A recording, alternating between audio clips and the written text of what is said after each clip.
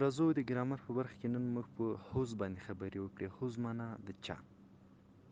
تعریف ته راځو، مثالو ته راځو. It is a WHR information question. دا یو WH یا معلوماتي پوښتنه ده.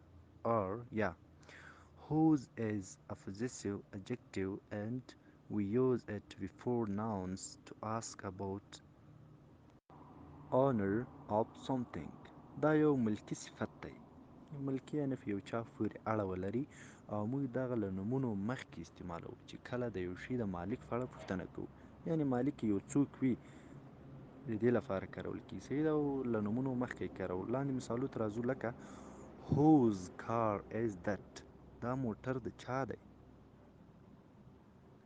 It's Ahmad's. دا د احمد دی. بله پوښتنه کوو whose pen do you write with.